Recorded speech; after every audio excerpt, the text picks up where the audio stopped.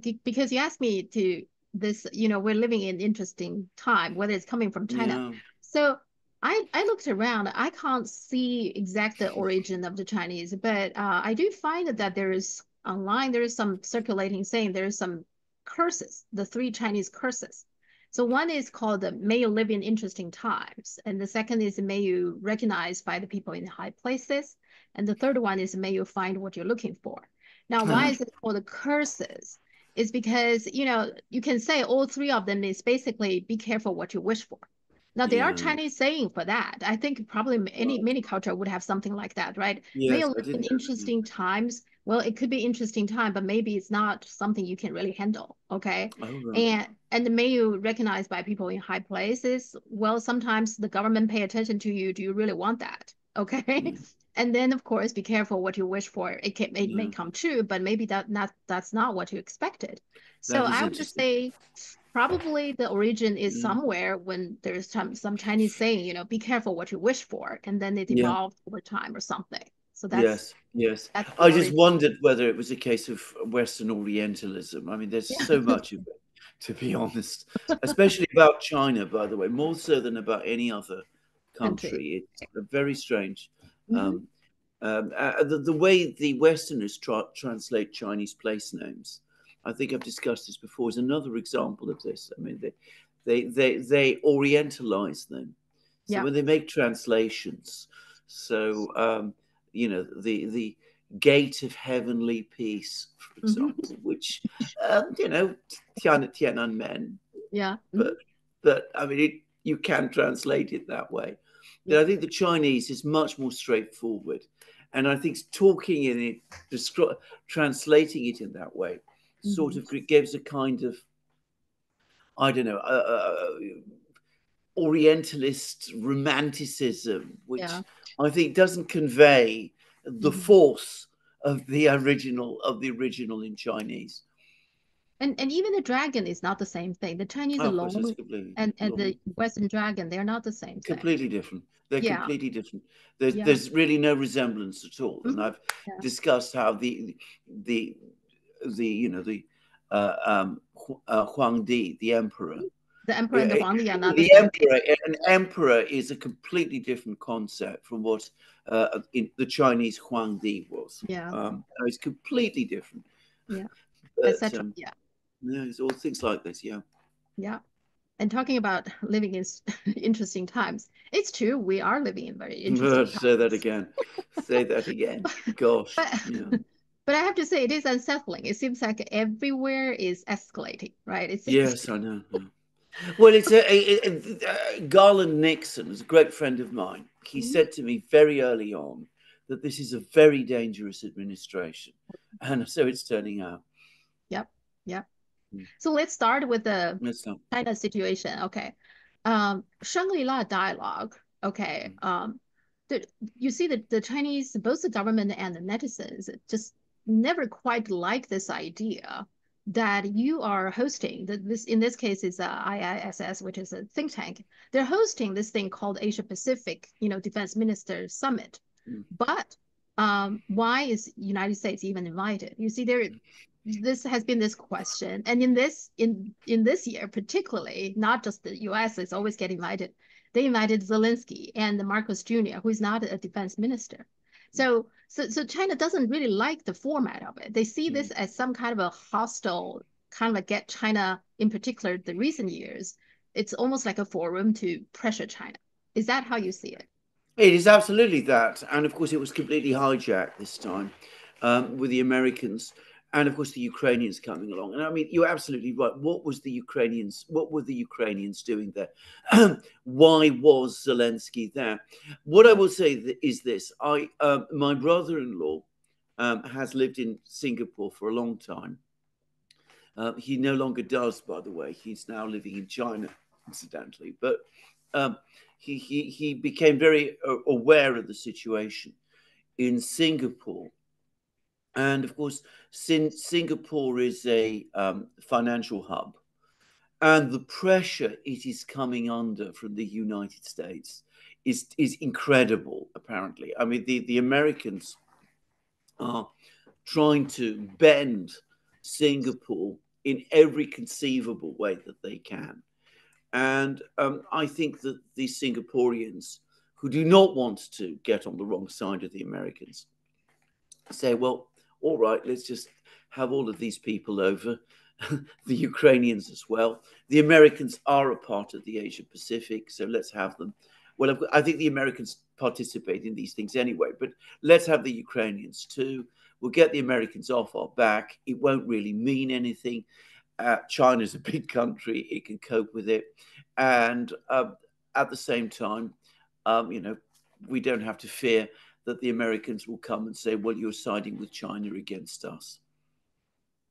Yeah, well, and and not only that, but I think because China feel like this is kind of like a pressure on China, almost like putting a lot of pressure on China to, I don't know what they want, but in any event, China just kind of like not particularly like this forum.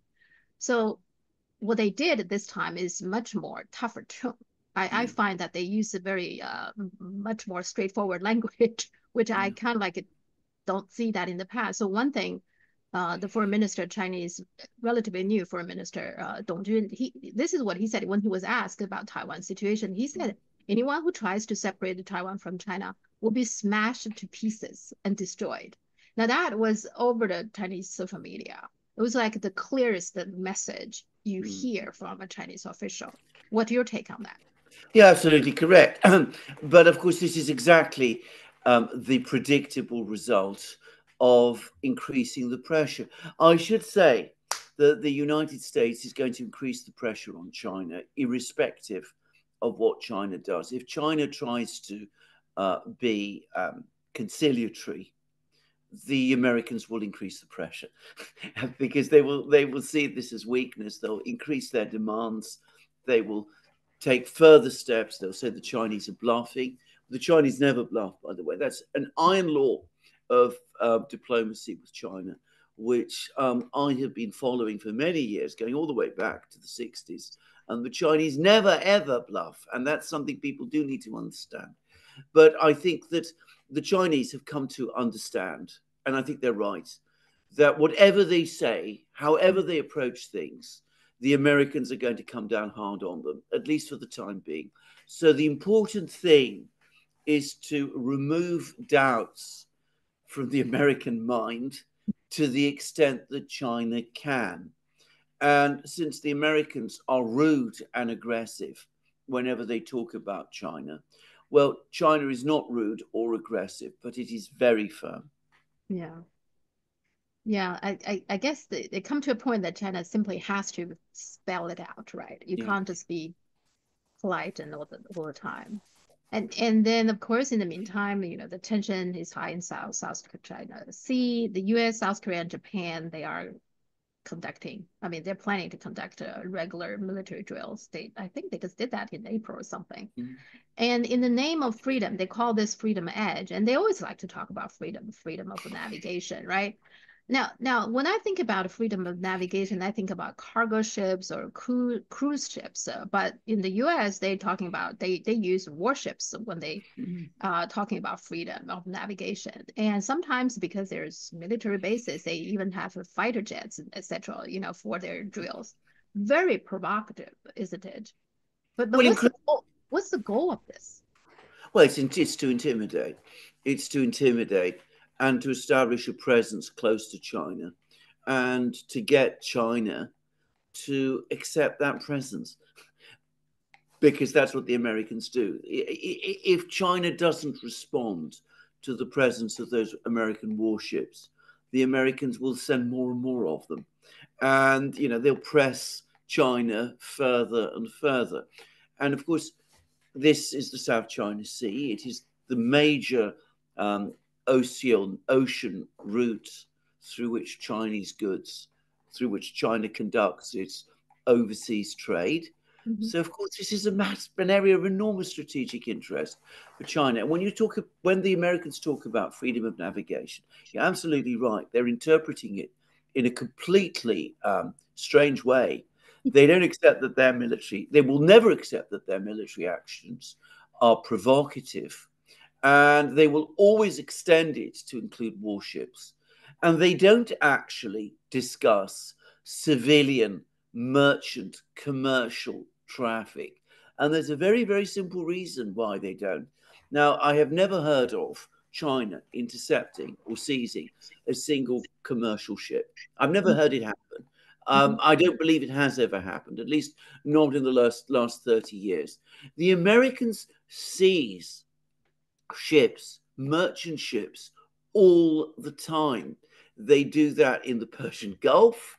They do that in all kinds of places. They're constantly arresting, as they call it, even though they have no powers of arrest. They're constantly arresting, in other words, seizing ships, arresting captains, removing cargo. They do this all of the time. And it is the Americans also who talk about imposing blockades. If we're talking about China specifically, they've been talking ever since the last years of Obama about establishing a naval blockade of China in the Malacca Straits, which I have to say I think is insane, but they have been talking about doing that. So they don't actually believe in freedom of navigation. You need to put aside what they say and look at what they do. What they're trying to do is use their naval power, which is still very great, in order to pressure and intimidate other countries. And of course, they're trying to do this to, of all countries, China. Yeah. And it's always interesting to me because China, is the largest trading partner with 140 countries. Why would China want to jeopardize anything, right, on their trade route?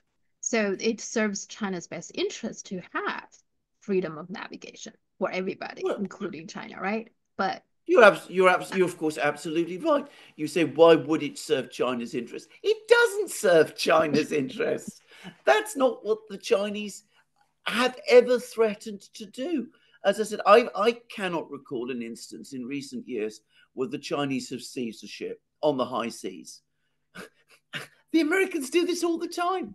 I cannot recall an instance where the Chinese have threatened to impose a naval blockade. The Americans do this repeatedly. They did it against Iraq. They did it against the former Yugoslavia. They're talking about doing it against Russia in the Baltic and even the Black Sea. They do this, they talk in this way constantly. But China, of course, has no desire to do that. Either way, one of the reasons why China is the world's biggest trading country in commercial and, real goods is precisely because it doesn't threaten to do these things, which is why people trade with China, because they know that China will never impose sanctions or economic blockades or embargoes or any of those things upon them. They feel that if they deal with China, they're dealing with a reliable and trustworthy partner. No one can say that about the United States today. But it's interesting, they're always saying that, navigation freedom, freedom of navigation. They're always saying that. It sounds like China is the one who's not respecting this freedom of navigation. They're really good at their propaganda because they are actually, I know people, Americans who actually believe that. I mean, he even had this conversation with me saying, China is a bully, etc. And I asked him, so what did China do? Right? It serves China's best interest to have a safe, trade route. Why would China want to destroy, threatening anyone? Well, he didn't have an answer to it. So, but they heard the government, the media, the mainstream media saying that. They just get that impression. Some people do, like China is the bully, which doesn't make any sense, right? It doesn't serve China's interest. So well, it doesn't make any sense. It's not what China does, but the United States uses this word freedom, which is the key word. They use that word freedom and they link it always to themselves. So whatever the US does, it's all in the cause of some type of freedom, which of course applies to the US, and it gives the United States the US to interfere and meddle and bully and harass and intimidate other people, but which of course never applies to them because, as I said, freedom is something they own and nobody else does. And talking about the contradictor, there is also, I was just reading. So Biden gave an interview to Time magazine, and he was talking about Chinese economy, and he's saying that the Chinese economy is not nearly as good as it is, et cetera, et cetera. And he looked down on the Belt and Road Initiative. No surprise there. But also Sullivan at some point also talked about a small yard, high fence, so meaning trade barriers, right? But in the meantime, the head of the IMF, Kristalina, she actually talked about, she said that the biggest risk for world economy now is the trade war. She actually said that. So, I mean, IMF is the Western institution. So even the IMF is basically criticizing the US for its, high fence, small yard or whatever. But the trade war, right? The trade barriers, it does seem like it's IMF recognize that's the risk for the world economy, right? Is Well, of that course, that's absolutely correct. And of course, it's entirely understandable because the IMF, the central banks in the West, which are all completely against this, the various people who work in the commerce departments, the business people, they're all against this because they deal with the economy. Because when Sullivan talks about, small yard, high fence, and all of that, he's not interested really in the trade issues. He's interested in the geopolitics. It's not about trade ultimately or about business or about those kind of things. If it was, the United States and China would very quickly come to terms because the trade between them is so much in the mutual interests of both.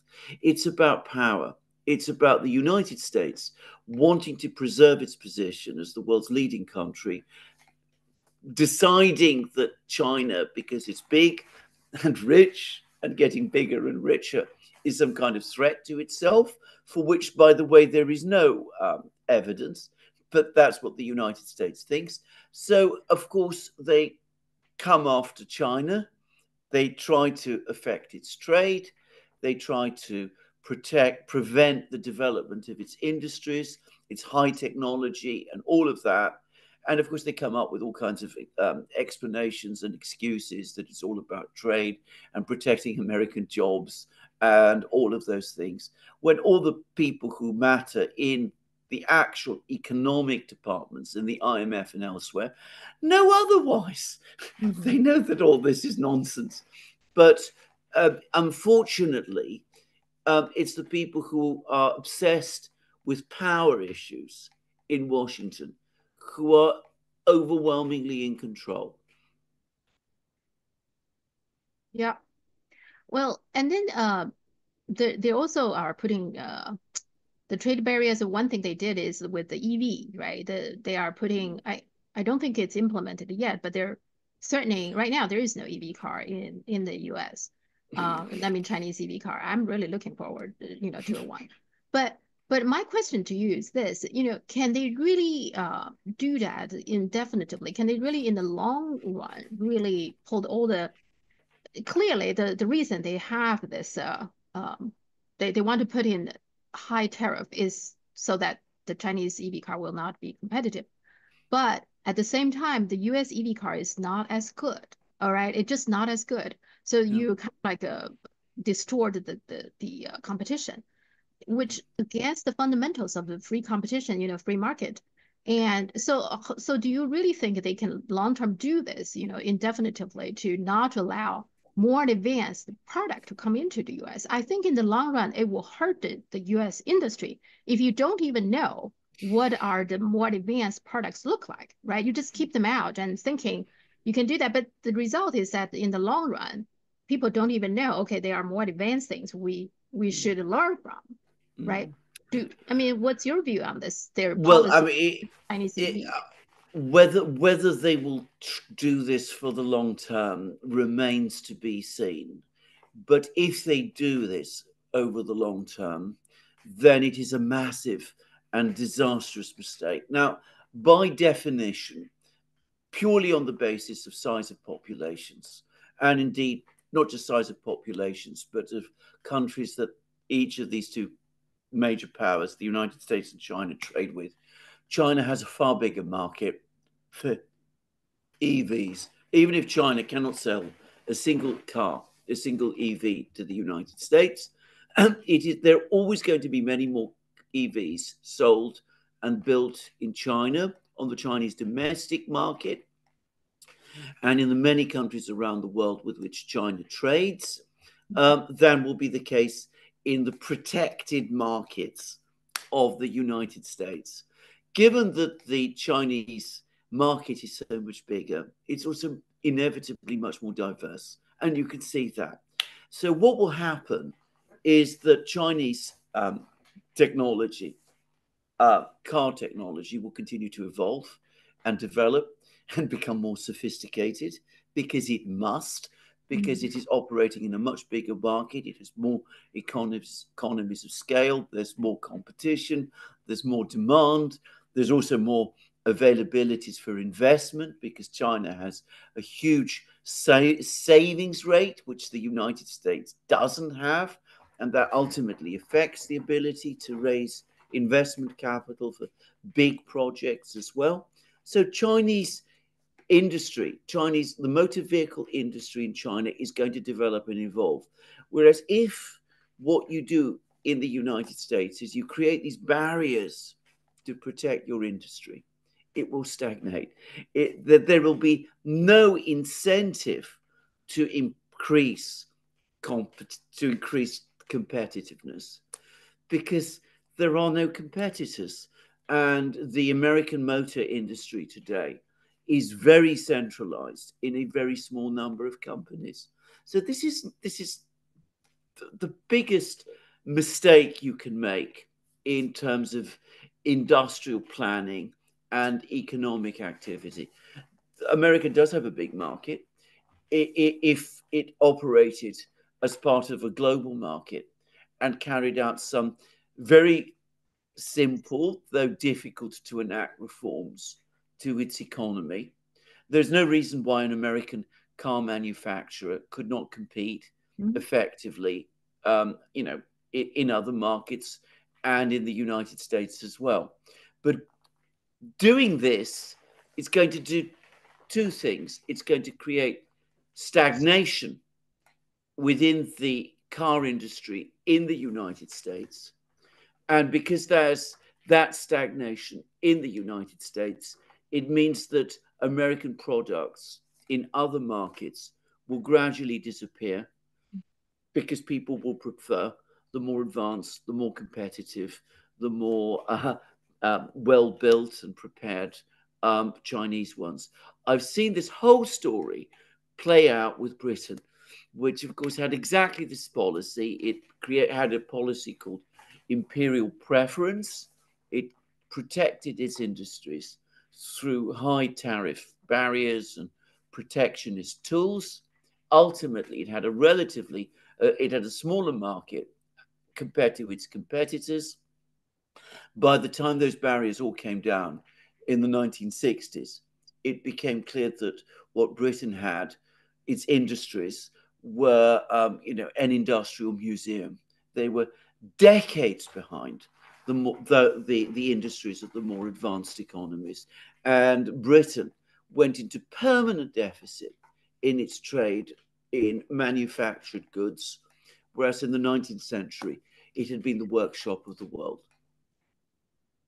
Well, maybe that's the reason the German car manufacturer, they are against the tariffs. Oh, yeah. I find that's interesting, right? Yes. Well, Germany, until very recently, has been a major trading economy. They have a completely different perspective.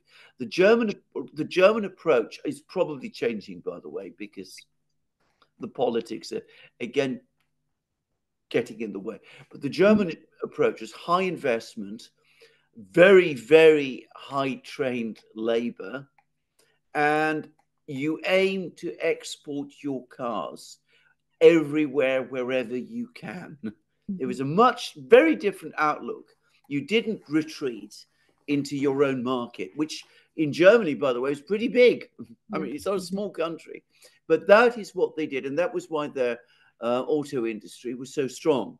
Now, of course, that's changing because we're starting to see, again, the same mistakes being made in Europe. They're trying to create barriers there to protect their own EVs in Europe.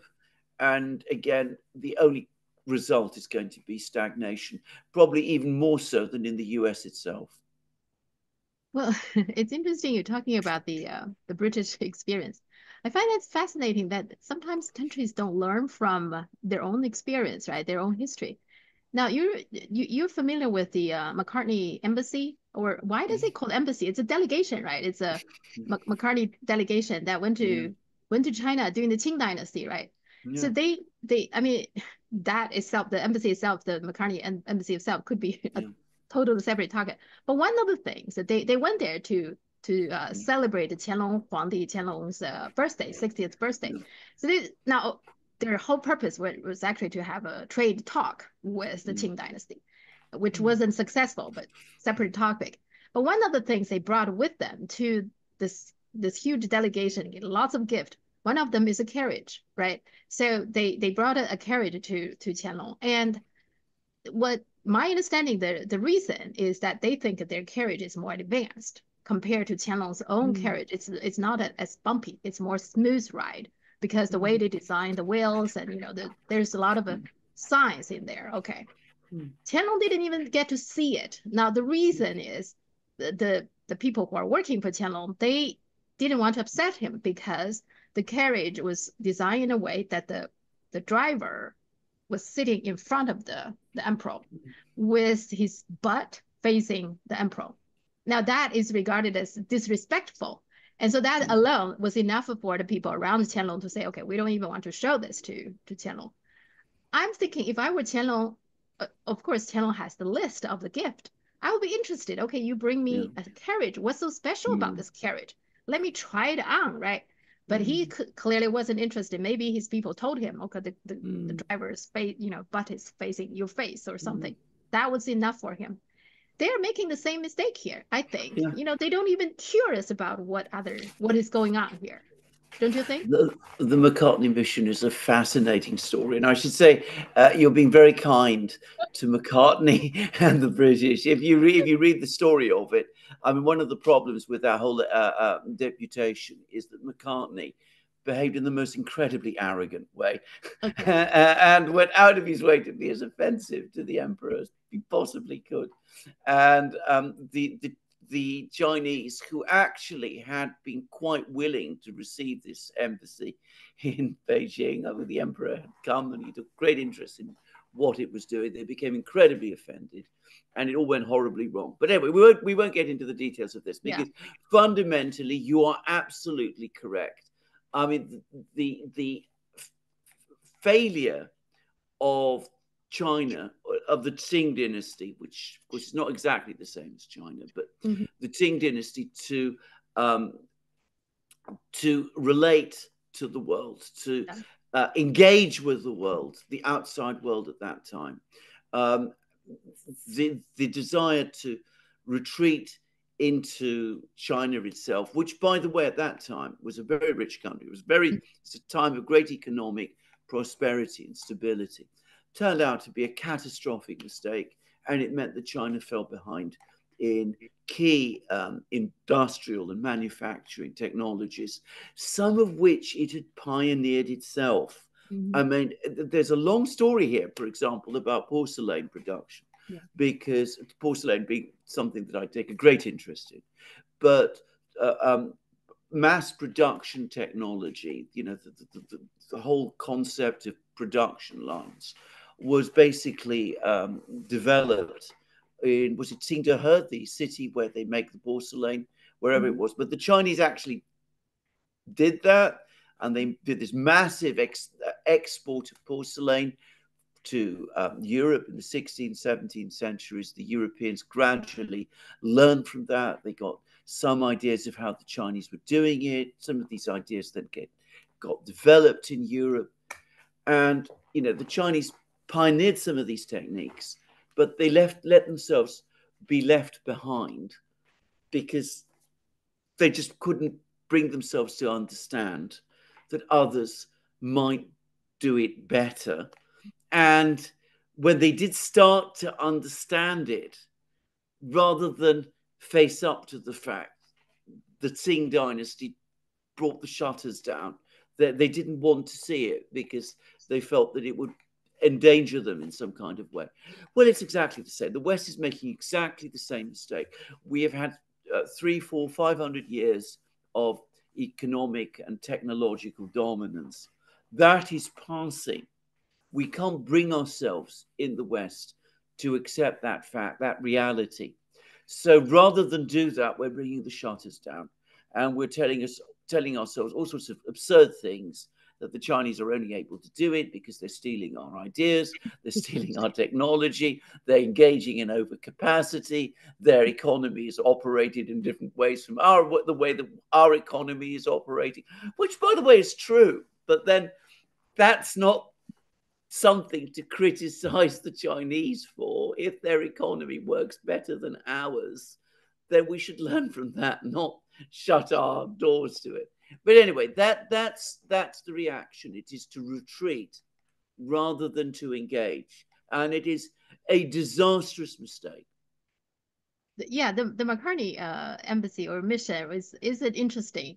It's well studied in China because it's regarded as a missed sign. There are all kinds of signs from that visit that the emperor should pick up. For example, they also brought a globe, right, where they put the British flag over the globe, which people were saying, well, you should think as an emperor, you should think, okay, they put a flag over the place. Are they also interested in putting flag in China, right? So you should get that thinking, get started to think about it. That is very interesting. You know, it would be quite interesting to compare British accounts of the Macartney Embassy and studies of it with Chinese ones, because clearly there are great differences in perspective. I mean, I read books about this in Britain, by the way.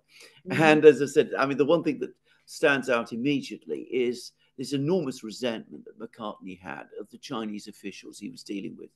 And he was going out of his way to be, I don't think he thought of himself as being rude, but he wasn't compromising. He wasn't bending in any conceivable way to Chinese concerns and sensibilities. So, there was a major degree of cultural arrogance on that side as well, that, you know, the Chinese should treat him with a kind of deference that, you know, no one in China you know, would extend to anyone in a similar position to the one that Macartney occupied. Yeah. And China also conclusion was that this happened like about, I think, 40, 50 years before the Opium War. So they see the relationship, the linkage, because if you look at what after the Opium War, they agreed that what the British get is pretty much what they asked during the Macartney embassy, you know, their visit. So the people see that as a like a prelude to the Opium War, that the British tried to get something, they couldn't get it peacefully, then they used war to get it. That's how they used war to get it. But of course, in those 50 years, Britain had expanded significantly, and China to a lesser extent. The great paradox or tragedy, if you like, about the Macartney era, the Macartney mission, is, of course, if China had opened up and had engaged in trade with Britain in the 1790s, it would have done so from a position of far greater advantage. In fact, one of the reasons why there was an opium war at all, and, you know, they didn't just start with the 1840s, but it continued in the 1860s and all of this, is because despite all of the openings that did take place, China consistently ran a trade surplus with Britain. The Chinese remained more successful in making certain things than the British were. And the British became very concerned about this because you weren't supposed to run trade surpluses with Britain. So they said, how are we going to rectify this? We're going to do it by forcing the Chinese to buy opium. Now, it's a terrible thing. And of course, at that point, they had the technological and military power to force that on China which in the 1790s they didn't have. Yeah. But don't you think we're in a similar situation? There is also trade surplus, have been Mm. running for years, which Donald Trump wanted to ratify, right? He wanted that's when the trade war started. So this trade deficit thing seems to come back again, isn't it? Yes. Now, does that mean the U.S. now? Of course, it's against the U.S., but also with Western countries in general is eventually US is going to do the thing that the British did, using a war, some kind of a way to force China? Do you think that's what's going on? Well, I think that is what some people in the US are thinking, that this is this Chinese colossus. The only way it can be brought down to a certain level is by basically bullying it and forcing it into adapting itself to Western needs. Nobody ever looks at this in a different way, which is a much more sensible way, which is to do what Xi Jinping constantly, and I think other Chinese officials constantly suggest, which is go for a win-win type of situation, which you can do cooperatively. As a matter of fact, a point which maybe many people are not aware of, but China structurally tends to have a surplus in its external trade. I mean, this has always been true. It was true in the 18th century. It was true in the 19th century. It was true, after China's big opening in the 20th century, because that is the nature of the Chinese economy.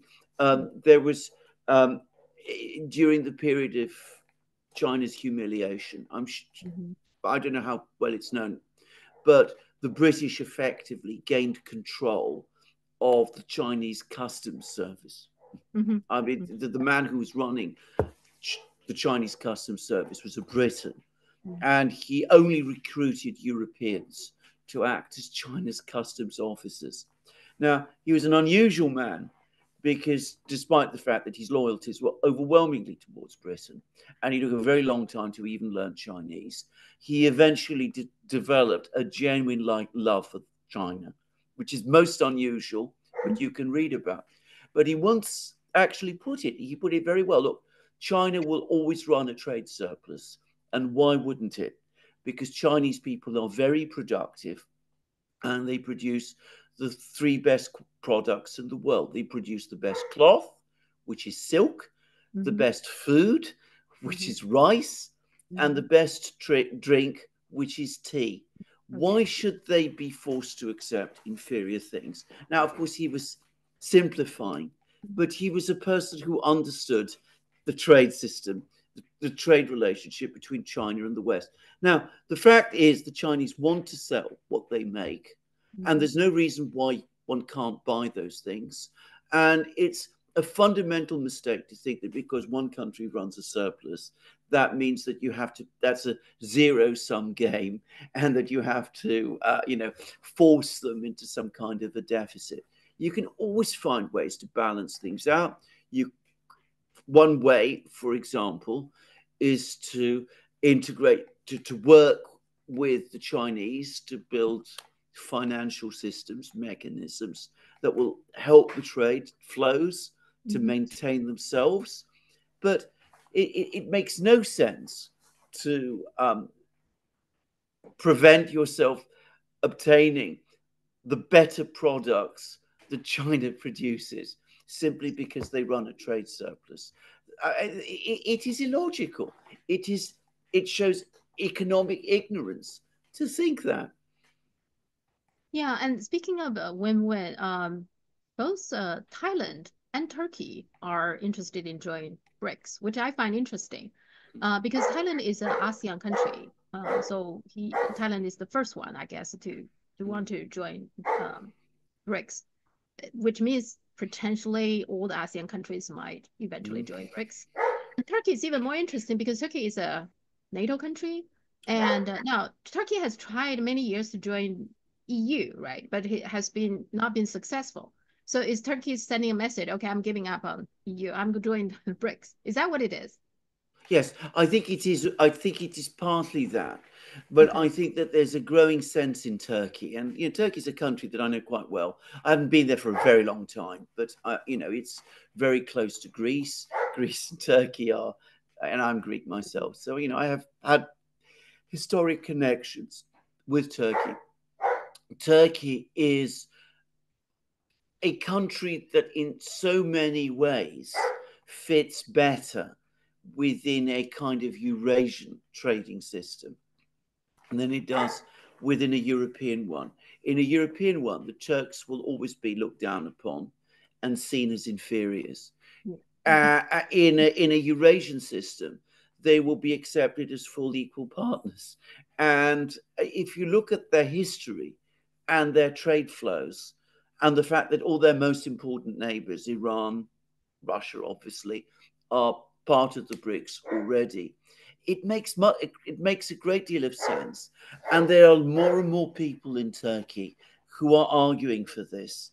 And importantly, they're not necessarily from Erdogan's party. On the contrary, many of them are amongst Erdogan's opponents. It's a fairly wide constituency in Turkey, which says that we should seek a relationship with, a Eurasian relationship with Turkey, with Iran, with Russia, above all with China. I remember the very last time I was in Turkey, which is long ago, I remember being on the west coast of Turkey, and the local guide proudly said to me, "This road which you're on used to be the Silk Road. It connects us all the way to China." Actually, he was wrong, but anyway. But I mean, it's you can understand how that there is that sense that Turkey is, it fits in trade terms, and I have to say in cultural terms, much better into this system than it does into the Western and European one. Now, is it the main reason that it's not letting into EU is racist? They just don't see Turkey as European. Is that the main reason? Of course it is. There's no other. that is the overwhelming, straightforward reason. I mean, they come up with all kinds of other reasons, human rights violations and all that. I'm not saying that there haven't been some problems like that in Turkey in the past, but there have been times when it's been a flourishing democracy, what they would call a flourishing democracy, and it's still not been included. But of course, it's racism. There's no. That is the straightforward reason. And I think the Turks themselves have come to understand it. Okay. Going back to the Shangri-La dialogue, Zelensky was there giving a speech. Now, my understanding, the purpose for him to be there is to convince more countries, Asian countries, to join this peace conference that they talked so much about. But one of the things I don't quite understand is that he seems get out of his ways to please the Marcos Jr., the Philippines. So he was trying to get to to talk to Marcos during the conference, and then Marcos left. Marcos giving a speech, and then he left. Bullying China, etc. And then he left, and then Zelensky went all the way to Philippines to talk to him, to convince him to join the peace conference. And to the degree that he even saying, we support the Philippines and this and that, which is, I mean, what he did upset China. I have to say, I don't quite understand why did he do that. You see, people think China is, unwavering support for Russia. That has not been always the case. Before the war, China and Ukraine had a good relationship. But I think a few months before the war broke, China and Russia and Ukraine actually signed some kind of a cooperation for their infrastructure agreement, which is a pretty big one. And they were planning. China was planning to invest in Ukraine big time, etc. And of course, all that got stopped once the war starts. So China does have nothing against Ukraine. In fact, I think the fact that China trying to be neutral about this simply because China feel bad for the situation. Yeah. But Zelensky is now doing things clearly upside China. He doesn't understand the situation that you upset China does not serve anything. I mean, what does he get from Marcos Jr. from the Philippines? It's a very good question. You are absolutely correct. I mean, China and Ukraine had a good relationship. China was a major investor in Ukraine. There was a major company in Ukraine called Mortosich, which I'm quite familiar with, which used to produce gas turbines. It doesn't produce anything now, but it did used to produce gas turbines. It was built up by the Soviet Union. The Russian market was its principal market. It lost that market. China stepped in. It invested in it. It provided new equipment. It got Mortosich back up and running. And of course, a lot of the gas turbines and the aircraft engines and the helicopter engines were supplied, and the marine turbine engines ended up being supplied to China. And it saved that company. And then you could reproduce this in many, many other areas. And China was a big investor in the agricultural system, in all kinds of things that Ukraine was doing. And you're also absolutely right that when the conflict began, China went out of its way to try and keep an equal distance between Russia and China and Ukraine. It didn't supply weapons to Russia. It hasn't been involved in the war in any way. It's proposed a peace conference. It set out a peace principles upon which peace could be negotiated, which some would say was favorable to Ukraine, actually. Now, this is where the fundamental difference between Ukraine and Russia is, because Russia has a real understanding of diplomacy. They have understood very well Chinese sensitivities and constraints here. They've gone out of their way to make it clear to the Chinese that they're not annoyed or angry with the stance that China is taking. On the contrary, they say that they are very grateful to China for being even-handed in the way that it has been, that they find the Chinese proposals interesting and are prepared to work on them. That's what they've done. Now, what the Chinese have now experienced with Zelensky is those like me, who have followed the war closely, have found is Zelensky's general behavior. He is very erratic. He's extremely emotional. He gets angry all of the time. There was an article a couple of days ago in the Financial Times, which was absolutely searing. It showed how bad his relations at a personal level with some US officials had become. And there were concerns from some other Ukrainian officials about how rude Zelensky is towards some of the Americans. And I think this must have come as a shock to the Chinese to see this man, who is the president of a country at war, behaving like a spoiled child. And of course, the reason he's done this is because China is not attending this conference in Switzerland, which was the brainchild, apparently to a great extent, of Zelensky himself, though the Americans were involved. That peace conference is a piece of absurdity. It's not a peace conference in any meaningful sense. It was an attempt to trick as many countries as possible into lining up against Russia. That was never going to work. It wasn't going to work against Brazil or India or Saudi Arabia, which are also not attending, by the way, or have downscaled their attendance. It was never going to work with China.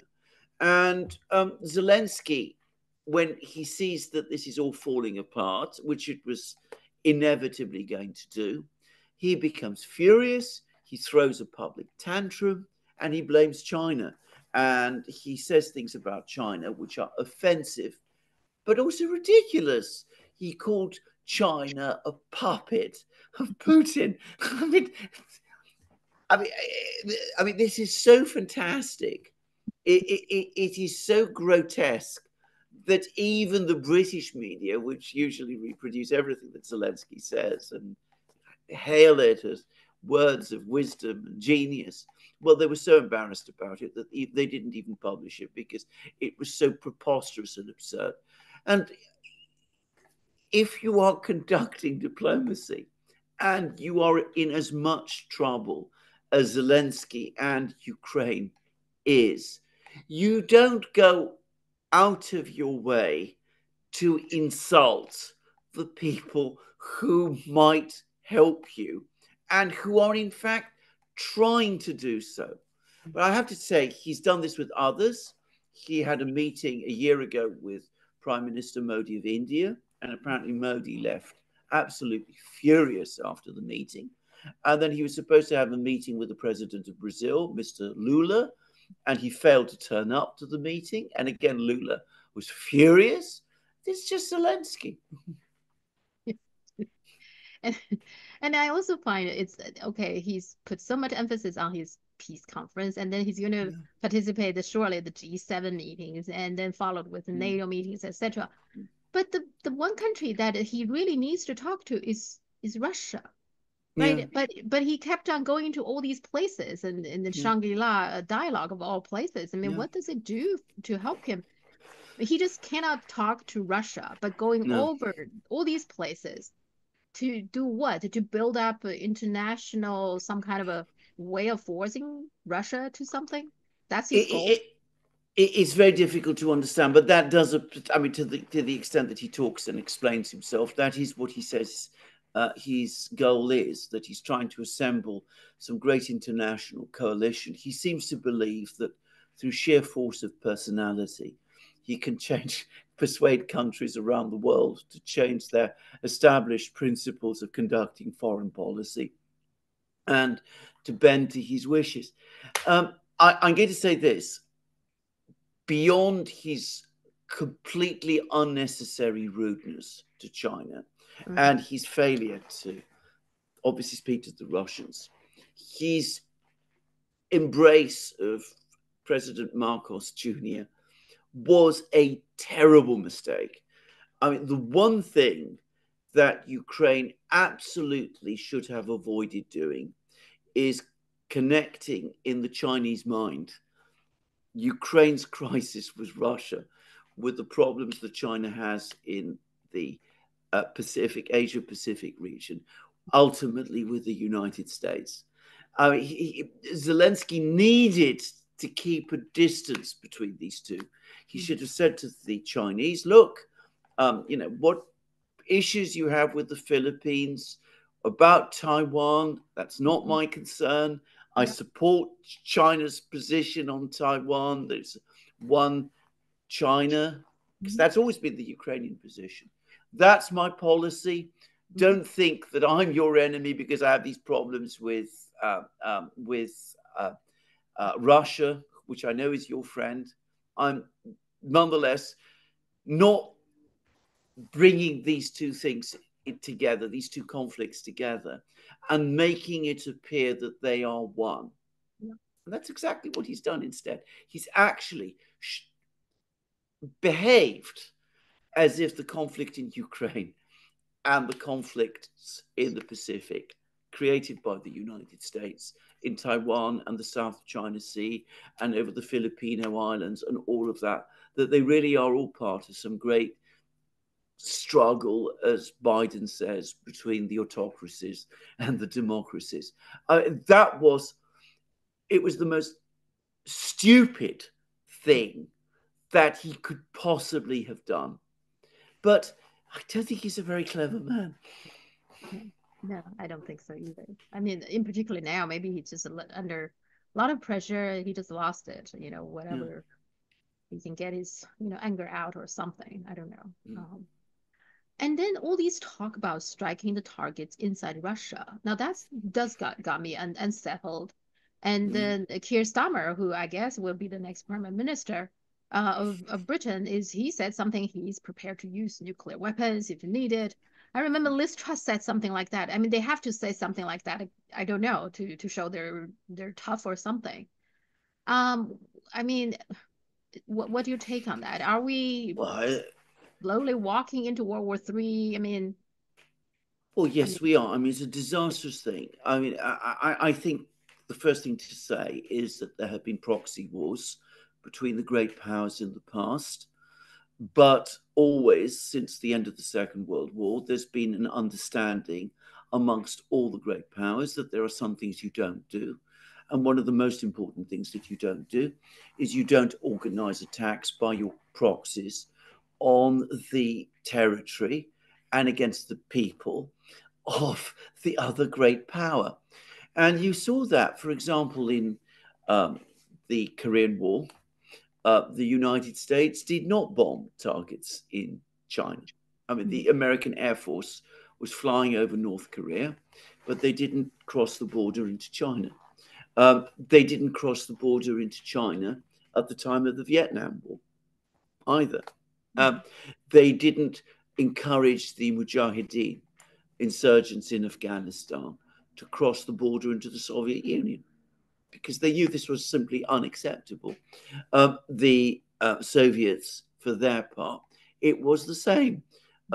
When Castro apparently had all kinds of plans to conduct sabotage operations in Miami and the United States, the Soviets told him very firmly, under no circumstances will you do that. That is not what we do. We are strongly opposed to you doing anything of that kind. So that was the rule. I mean, that was very well understood by all of the great powers. Well, now we are in a situation where the United States and its allies are encouraging one of their proxies, which is Ukraine, to carry out attacks on the territory of another great power, which is Russia, a nuclear power as well. And the Russians, for their part, have said, look, we're aware of what you're doing. This is a terrible thing that you're doing. But we do have a red line. And that red line is this. If you use cruise missiles, not just, rockets, cross-border rockets, but actual cruise missiles to attack our country, ATACMS missiles and Storm Shadow missiles, then we will respond. And we might very well respond against your territory. And Putin has said this. I think you should take him completely seriously. For the moment, the Americans have shown some signs that they understand and accept that this is, for the Russians, the absolute red line that cannot be crossed. But they've come right up to the edge of this red line. They're allowing cross-border attacks. It is incredibly dangerous. And those cross-border attacks won't succeed. They won't change the military situation in Ukraine. So why do it at all? Why take these terrifying risks in order to achieve something, to do something, which isn't going to make any military difference? I simply do not understand it. And of course, what it does is that it opens the way for all sorts of people in the West, dangerous and unstable and angry people in the West, to say, well, because, launching just unguided rockets or shells into Russia isn't actually helping Ukraine to win, we've got to go further. And yes, the Russians have said that this is a red line, using cruise missiles, but we can disregard that. We can strike at Russia with cruise missiles. And we'll call that bluff because we assume it's a bluff. We believe it's a bluff, and nothing bad will happen, which I think is completely wrong. Well, I think you and Alex on your Duran show, you talked about that. It seems like the fact that the Russian exhibit extreme restraint, it seems like they don't take it as such. They take it as weaknesses. And I think it's not just Russia, but China the same, and Iran, right? Whenever I find these countries, China, Russia, Iran, are the countries who are restrained. They are control themselves, to not to do things. But it seems like always being interpreted as weaknesses. It's like we can push more.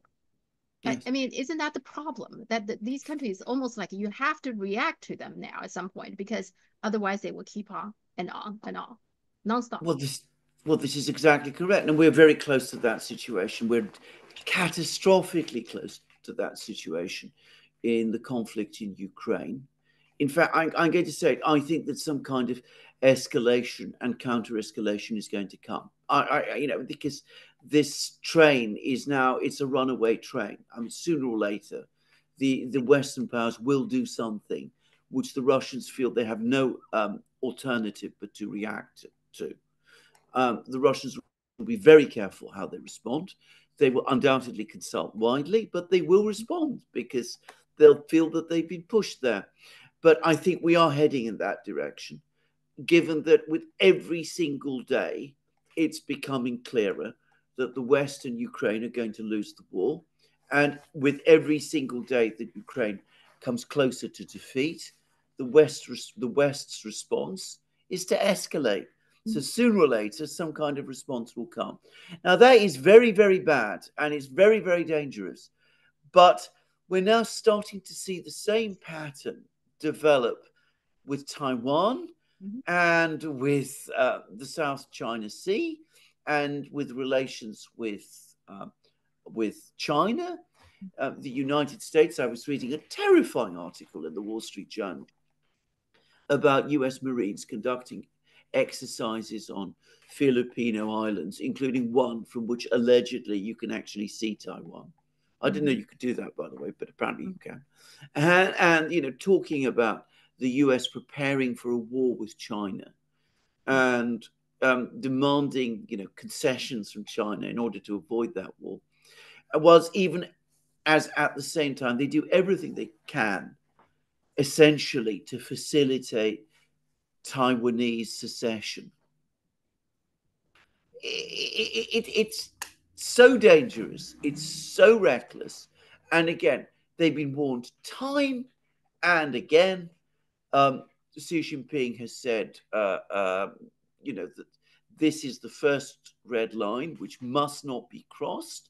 I saw that Dung Tuen, whatever his name is, I haven't got his name.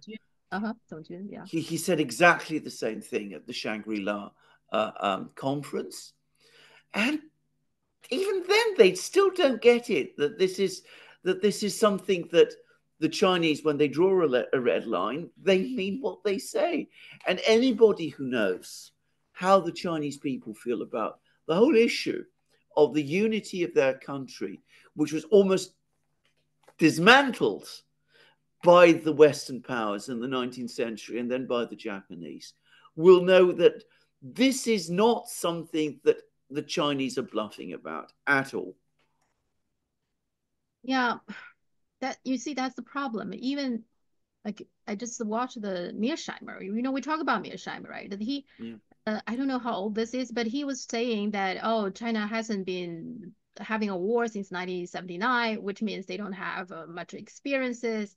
Almost like that means that there's you know, China has a disadvantage if we start a war with China. Well, one thing I mean, I'm sure plenty of people having that view, okay, that it seems like they do believe that China has a lot of disadvantage. But one thing they don't talk a lot about or they don't understand is like Ukraine conflict, even I think in majority in Russia supported Putin's operation. But there's still some people, I guess, very small minority still do not like his policy. But regarding Taiwan, there is none.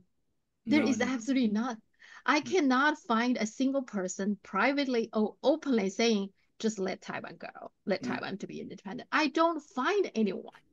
This is, I mean, it's so unified. So people are willing to fight until truly the last person for this. They don't understand that.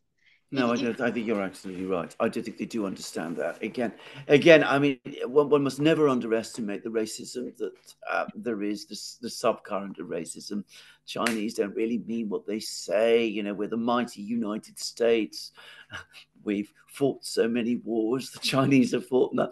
I mean, Professor Mearsheimer is my friend, but I've never discussed this topic with him. But, you know, talking about all of this great experience that the United States has accumulated in war fighting, wars that it has consistently lost. I mean, what kind of experience is that exactly? And if we're talking about a naval war, of course, the United States has not fought a naval war since the Second World War. It is as uninformed about that as China is. Yeah. And I'm going to say something, because China has developed its navy much more recently than the United States has. And because China has come to this new and fresh, with a fresh mind, I suspect that they have a much better understanding of the relevant technologies than the Americans do, who are heavily invested in all kinds of types of equipment and, big carriers and all of that sort of thing, which might not be particularly well adapted to a war in this region. Now, I'm not a naval strategist by any stretch of the imagination, but I did have a discussion with someone about this, who to some extent is. And one of the things this person pointed out, for example, is that the Americans have these very big nuclear-powered submarines. They're exactly right if you're going to fight a conflict in the North Atlantic with the Russians. If you're going to wage war close to Taiwan and in the islands, the South China Sea, then you don't want submarines like that. What you want are smaller, diesel-powered submarines, which is, of course, exactly what China has. So this is, again, Chinese coming to this with a fresh mind, looking at the problem in a different way, developing their technologies more up to date than those that the United States has. The Houthis claim they attacked an aircraft carrier, Eisenhower. That's a big topic in China right now. Lots of discussions. Yeah, and it is in Russia too, by the way. Yeah, so far I haven't seen the U.S. officially deny that. So that's interesting to me. That just tells you, U.S. is not as good as it's think it is, right? No. I mean, that just, but but I watched your conversation this morning with Jeffrey Sachs, right? It's very interesting that he brought up this son, father and daughter, father thing. That the father seems like more moderate, like the Kagan family, right? Yes. The sons first, and even Kalakalas, right? The prime minister of Estonia. Yeah. So it seems like their fathers are more moderate, much more restrained, believing there's a limit for your power. But then the children are not, which reminds me, even Bush Senior and Bush Junior are different, right? Bush Senior is much more limited when they are dealing with the same country, Iraq, right? Bush Senior is much more limited power, limited operation. Whereas Bush Junior is much more all in, right? To take the whole country, etc. I think James Baker, who worked for both of them, he actually probably give us an answer to this. Why, the father and son are different. He worked for both of them. He said that, well, because people ask him why, when you were working for Bush Senior, you didn't all out to go get the whole country. He said, well, that was the situation back then. So we are in a different situation. So what is the difference? I guess because of the Cold War, what's the difference? Right? That's probably what it is. Now, if that's the case, I really think the fall of the Soviet hurt the whole world in terms of peace, because it's a balance, right?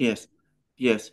Well, this is becoming a widespread view in some academic circles, by the way, that the Soviet Union, which is in some ways a very conservative country, that it was in fact the anchor of the international system, that its power was sufficient to restrain the United States, so it kept the United States from doing crazy things and getting itself out of control, whilst at the same time being itself actually not especially aggressive and rather conservative. So that it was the great balancer. It kept everything in check. And that the moment it was removed from the scene, the whole thing got dangerous and unstable. And of course, in America itself, they all became dizzy with success and drunk with power and unwilling to accept that there were limits to it. Yeah. And one more escalation is of course the Middle East.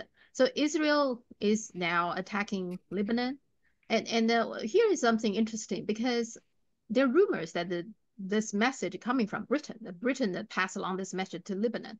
I guess because Lebanon, the Lebanese government is supposed to be a U.S. ally against Iran. Yeah. Now, Hezbollah is not, right? So how does this work? I mean, this is very confusing to me. Well, Lebanon hardly functions as a country. There is a government in Lebanon. That government is actually on fairly good terms with Hezbollah, which is much more powerful than the Lebanese government itself is. But it also is very connected with the international business world, and it seeks to maintain fairly good relations with some Western countries as well, Britain being one, and France being another, even more so, by the way.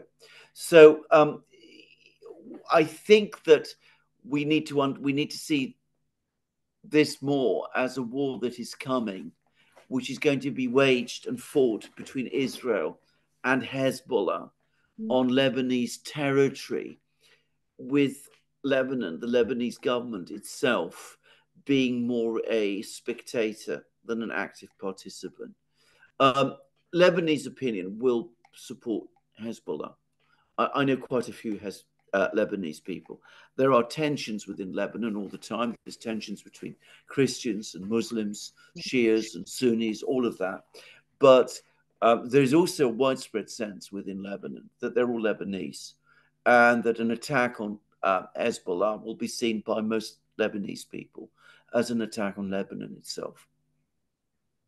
Well, so now we see all the areas, right? That in the South China Sea, I mean in the China, Asia Pacific, in Ukraine, in Europe, and the Middle East. Everything is escalating. Where does this head to? I mean, isn't that very unsettling?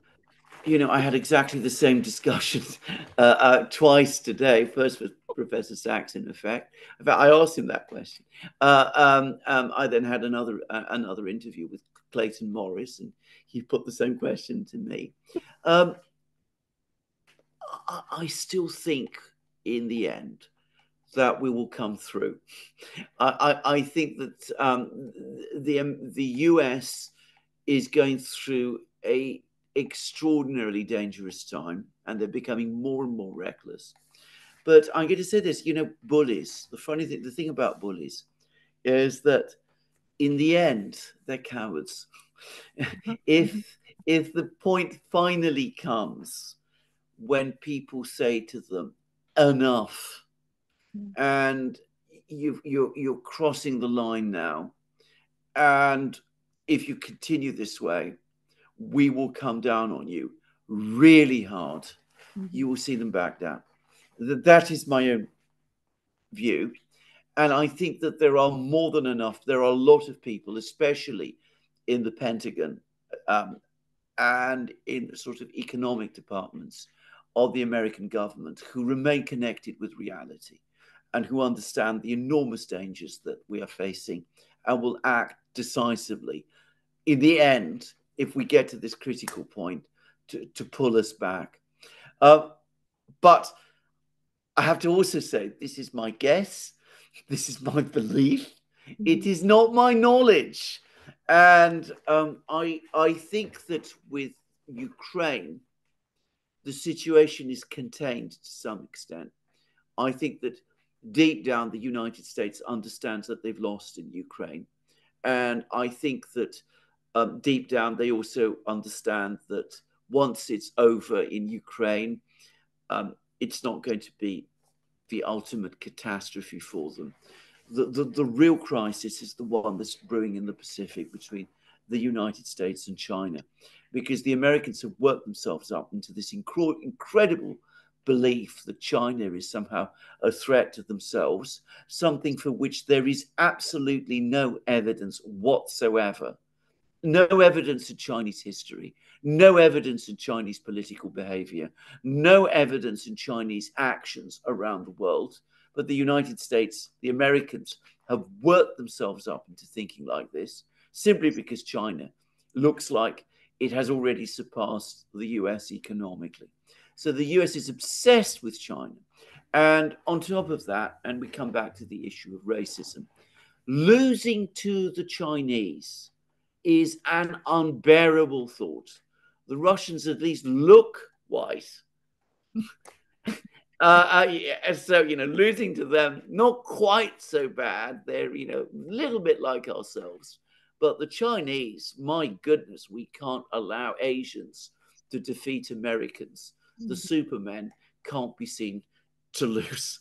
And that, I think, is incredibly dangerous, because I'm afraid this subcurrent of racism remains very strong, not just in the United States, but across the West as a whole. Yeah, and that explains, for example, David Sachs. I know you guys, have talked with him, etc. Yeah. He seems very wise in terms of assessing the situation in Ukraine. But he wrote an article on foreign affairs, I think not that long ago, I think the beginning of this year. In that whole article, his argument is Taiwan should do basically what Ukraine has been doing, lining up with the West. Even though he criticized the fact that, what is going on in Ukraine and why, Ukraine has lost it, etc., is not to serve Ukraine's best interest.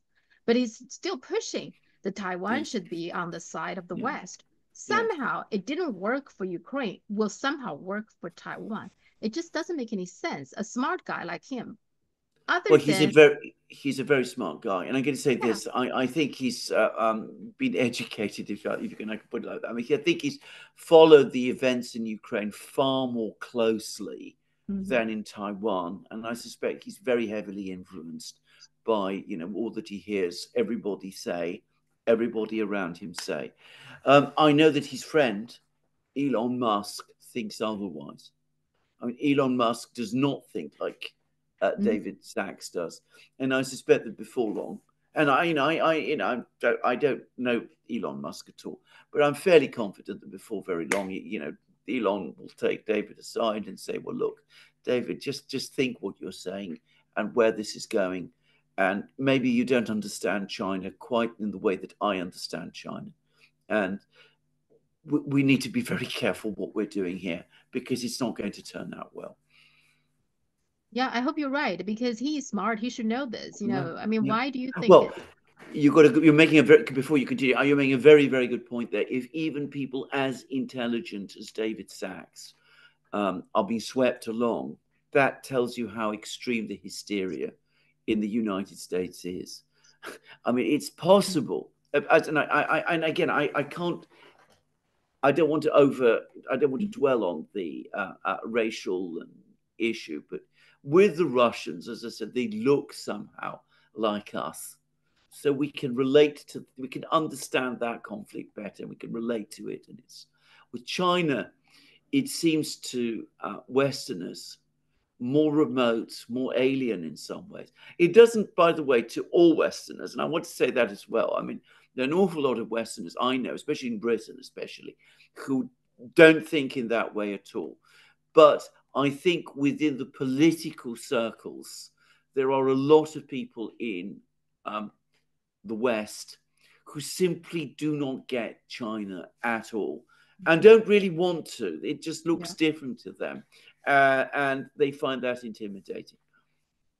There, I forgot his name. I mean, there was somebody who actually spelled it out, and like what you said, he said that with Russia, it's still white basically, but with China, it's very different. And the guy himself is black. He's African American. He's saying that. I find that's fascinating. It is fascinating. And interestingly enough, by the way, the Russians don't think like this at all. And if you go to Russia, Russians are very, very positive about China. And as a matter of historical, a little known historical fact, but in the 1920s, there was a very significant Russian community in Shanghai and in Harbin and in other places. Harbin, but it's the one in Shanghai, but it's the one in Shanghai that is perhaps particularly famous. And the Americans and the British and the French in Shanghai were furious because Russian women were prepared to have Chinese boyfriends. This is... There was even a famous murder to this day unsolved. A white, a Russian girl was murdered, but there is some people suspect that she actually is murdered by some other Westerners at the time. Because she has a Chinese boyfriend. I don't know if you know that, but there was... No, I didn't know that. But I mean, you discover this in the literature. I mean, there's an awful lot of literature in Britain, by the way, from people who'd been in Shanghai. And a lot of it, and this I think I should also say to just, for people to China to know, a lot of the people who were in Shanghai Westerners Mm-hmm. are felt very guilty about. Oh, so there's that also. So I mean, they could see that things were being done that were profoundly wrong, and so there's a lot of this literature. It's very interesting because it's also very critical about the behavior of Westerners in Shanghai at that time. But I'm going to say this also. I went to Shanghai in 2017, and I saw some of the how I saw how some of the young Westerners who were there were behaving, Mm-hmm. and I felt very ashamed. Just saying. Yeah, some of them, even when they're in China, they still have this feeling that they're Absolutely. superior. Yeah, Yes. yeah, Yes. yeah. Well, Hmm. also, I mean, they were behaving in the streets and in ways that showed an astonishing disrespect, I felt, for Chinese culture and Chinese norms, which, I mean, anyway, I don't want to dwell on this. Yeah. So, what happened? What do you think of this Scott Ritter? He was heading his way to St. Petersburg Economic Forum, and then not only they took him out of the plane, but they confiscated his passport. So do you think it's targeted him? That it turns out that, I mean, he asked, why do they do that? They said that the order coming from the State Department. So is it that they are trying to punish him for something, or they just simply doesn't want him to go to the St. Petersburg Economic Forum? What's so significant about that? They are absolutely furious about the failure of the conference in Switzerland, which is what this is all about. There's the St. Petersburg Economic Forum is going to attract more representatives from more countries than the conference in Switzerland is. They are absolutely furious about this. And like, a spoiled child which throws a tantrum, they are throwing a tantrum and they're taking out their anger on whom they can reach. And they went after Scott Ritter. I mean, I think it is nothing more than that, actually. Scott Ritter has gone to Russia.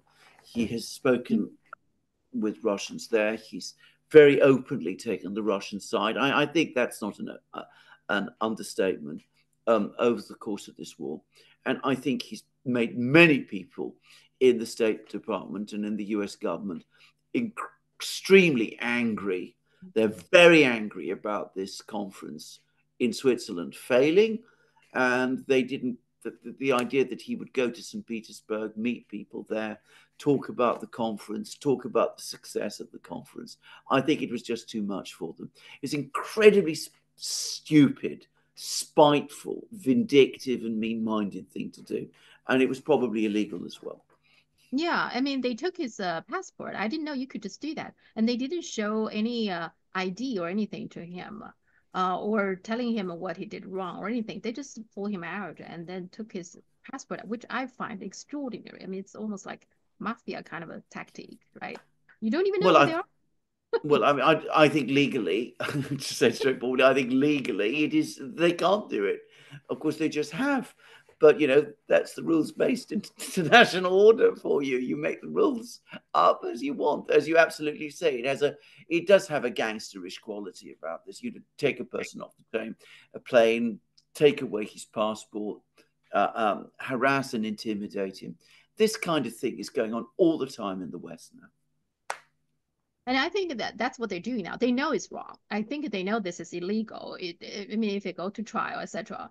But they're just doing it, and then they count out most people wouldn't even go to the trial with them. That because it takes time and energy, resource and etc. Right? They just count out majority of the people would just let it go. So they just count out that I don't know whether Scott Ritter is going to take any legal actions, but that's what they're doing now. They're doing things that they know violating the law, but they get away with it. They count on they Yeah, can get away with it, well, right? that's exactly right. I mean, they have this enormous sense of impunity that they can do Mhm. whatever they want, and it's leading them to behave more and more recklessly and more dangerously. Because, of course, we've seen, I mean, it's a whole different topic, but we've seen a collapse for respect for law in the United States and in the Western countries. Mhm. This is just another example. Yeah. Now, speaking of that, the upcoming election in Britain, do you think the Conservative Party will be wiped out? I know a lot of people who think so, and I know an awful lot of people who would like it to happen, actually, which would be quite a unique thing. I don't think so. I think there Yeah. will continue to be enough people who self identify as conservatives and who have done so for a very, very long time to enable it to survive. But it is living very dangerously. It is very fortunate indeed that it is up against a Labour Party, which, in my opinion, is poorly led Yeah. and unpopular. Had there been a really strong, charismatic, popular leader of the Labour Party with an attractive programme, then a wipeout might have been a very real possibility. Okay. Are there any report about this MI6 spy couple that has been caught in China? So China recently, but that's a big topic in China as well. That there is the government announced that they arrested a couple that has been working for the MI6. Is there any report about that? Very, very little indeed. I am sure that the word has gone out from Whitehall to all the editorial offices, which are do not cover this story. And I think that that, by the way, is a strong indication. I'm not saying it's proof, and I want to be very careful, but I think there's a strong indication that the Chinese might have good, reasonable grounds to conduct the arrest that they have. Okay. One more thing before I let you go. Epoch Times. Remember you told me that they approached you at some point, right? Yeah. They now they are being accused that their CFO, I think, are being accused of money laundering. Okay, and the pretty big scandal going on there. Mm. To be honest, I'm not surprised. It seems like now we can make assumptions now. Whoever is working with the US, whether it's the country like Ukraine or Zelensky, or organizations like Epoch Times, they are just corrupted. We can make that Yes. assumption, Yes. right? I mean, I'm going to say this straight away. I think Epoch Times, I wouldn't have, I mean, I didn't want to have anything to do with them right from the beginning. Nothing about this scandal surprises me at all.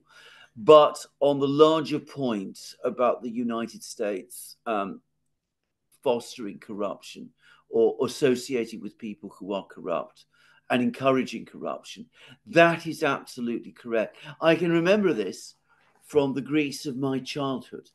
I mean, Greece is a small country in the 50s, 60s. The Americans then came in. They had an awful lot of money Mhm. and they basically bought the country at that time and bought it in a very, very cynical way.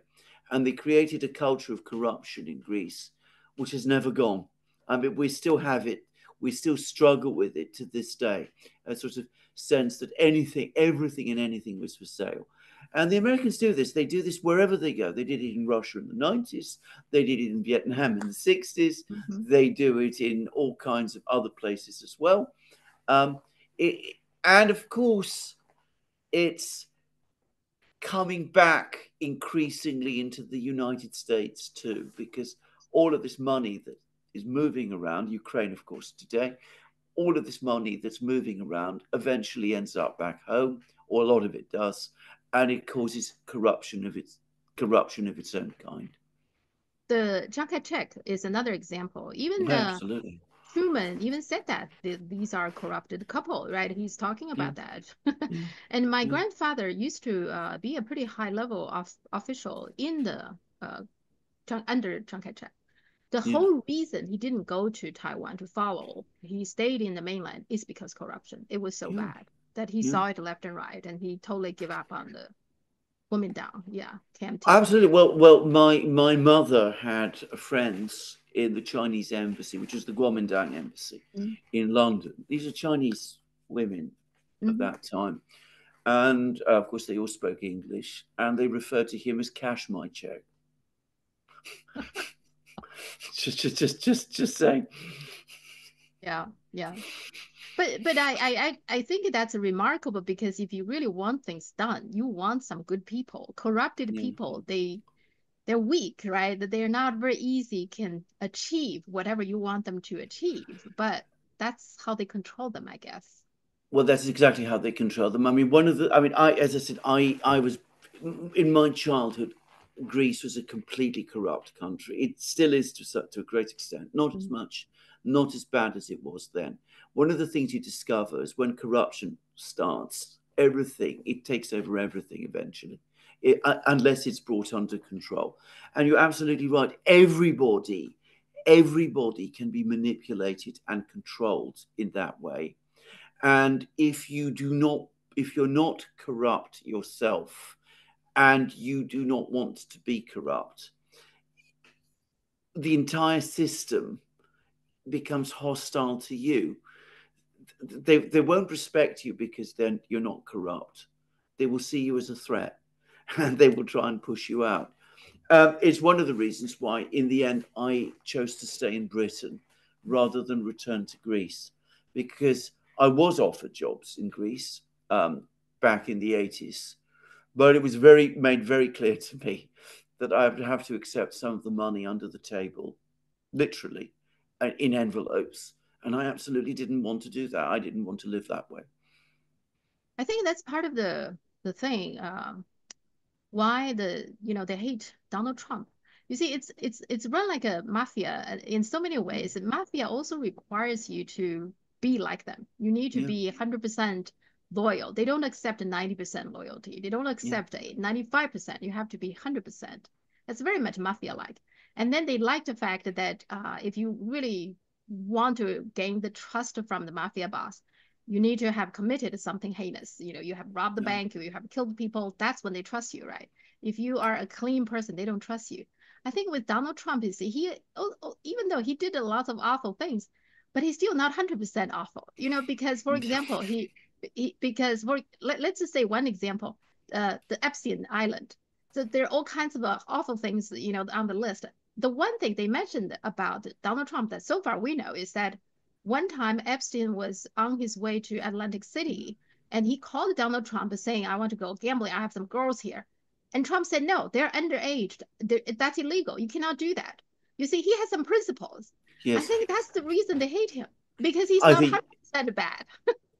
I think you're absolutely right. Now, I'm going to say something, which is one of the things where I got Trump completely wrong. I said a billionaire in the construction industry. Of course, he must be corrupt. That was my operative assumption about Trump when he first appeared. And I've come to the conclusion that he must be the only billionaire in the construction industry who isn't. Because had he been actually corrupt, really corrupt, they would have come up with something, not the fact that he did something to his business records, to conceal what they call hush money. In other words, a non-disclosure agreement with Stormy Daniels. I mean, they'd have come up with something real. Instead, they're coming up with these idiotic things like the fact that he, overvalued some of his properties and got more of a loan, which the banks knew all about and were perfectly happy with. I mean, and you remember all the stories about his tax, that there was all sorts of things going wrong with his taxes. And of course, that turned out to be nonsense as well. So, I mean, he is not personally corrupt. He may be strange and bizarre and flamboyant and vulgar and crude. He might not be the sort of person you want for dinner. he might behave towards women in ways that we don't like. But he's not financially corrupt. I have to say that has to be the conclusion. Yeah, he has a limit. He has, extramarital affairs, but not with underage. You see, he has his red line, right? But for mafia organization, they don't want you to have any line, right? They want you to be 100% corrupt and bad and evil. Yeah. That is absolutely correct. That is completely true. I mean, I should say again, when I was at the Royal Courts of Justice, I never did criminal law, but I had to meet all kinds of people who did. I had to meet the lawyers. In fact, one of my best friends was a very, very good criminal lawyer. And I've heard a lot about criminals from her, gangsters and all kinds of people like that. And I had to sometimes meet criminals in the cells in the Royal Courts of Justice, because they'd be hauled in and they'd be facing, action legal action, and I'd have to work out legal representation for them and all of that kind of thing. But you're absolutely correct. The thing to understand about them is that they fundamentally do not have ethical, moral limits. I once read somewhere, and I can't remember where it was, that it's the difference between people like that and everyone else is that those people have no moral center. Yeah. And they cannot stand other people No. within their organization who has morals. Well, correct. It's impossible. You cannot function in it. By the way, that friend of mine who was a criminal lawyer, she eventually decided that one of the reasons she would stop practicing as a criminal lawyer is because in the end she found it very difficult to do. I mean, there were lots of things about it that she enjoyed, but in the end, associating with people like that was in itself corrupting, even though she was never actually corrupt, because their cynicism was just too much. Yeah, so Donald Trump's problem is he's not evil enough. He's not evil enough, exactly. I mean, he's not particularly well educated. He's very uninformed about the world. He's very easily manipulated. He does all kinds of reckless things. He's not the right person to be president of the United States. I mean, he doesn't have the competence of a Roosevelt or a Lincoln, not remotely, or a Kennedy even. But he's not evil in the way that some of the other people are. Yeah. Okay, with that, I took you another almost 2 hours of your time. I appreciate that very much. One of our best programs. I loved it. Thank you so much. I thought it was a really good program today. Okay, great. See you next week. Bye.